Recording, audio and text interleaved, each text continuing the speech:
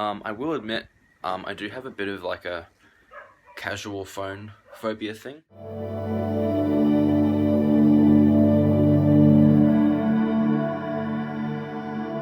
So I thought I'd share a little bit about what it's been like trying to get a location for the film. It is called 232 at a service station, so we kind of need a service station, obviously. So yeah, just got off the phone with the service station that I'm pretty sure we're going to run with.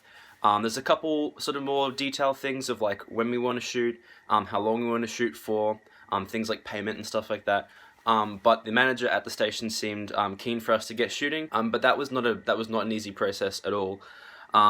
At least for the way that I kind of work personality-wise, one of my least favorite things to do is bother people, particularly on the phone as well. I hate the feeling of getting someone at a wrong time or feeling like I'm not explaining something clearly over the phone. It's fine in person, but as soon as I have to call someone up and they can't actually see like body language and stuff, I kind of freeze up a little bit and don't enjoy the process.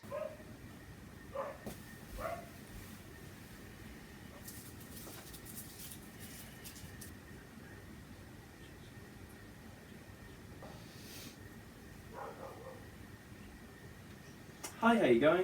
So that's probably been the biggest letdown, I think, as producer of the film. Is I think I really should have just kind of braved up and called more kind of quickly. But I'm pretty sure the station's going to go through, which is awesome. Definitely really grateful to have the opportunity to actually shoot at a station. I was even sort of in my head coming up with potential alternative ideas that didn't involve a service station in case we couldn't get this one. And they're still there in case this doesn't go through. But I'm like 90% sure this should be fine. I'm pretty confident this is going to go through, but I will check in later. So we'll see. So our location has had to pull out because their staff weren't particularly keen on doing after hours filming, which is understandable. And then they just didn't want any sort of unwanted attention attracted to the station at night, which I guess is understandable as well. I'm pretty disappointed, to be honest, that we weren't able to film there. But I just double checked with them. I'm like, is there anything we can do to make things easier or less of a hassle? And they were sort of like, no, it's not really anything on our end, because as long as we want to shoot after hours and for extended periods of time, any more than just sort of a few hours, it's going to be a lot sort of too much for them. And so, yeah, they've had to pull out. So now I have the task as the producer and the director, so the one who manages the creative vision, but also the kind of logistical stuff. I have to think of a solution. I think if we were sort of commercial filmmakers or like big sort of film industry names, and they'd probably let us do it.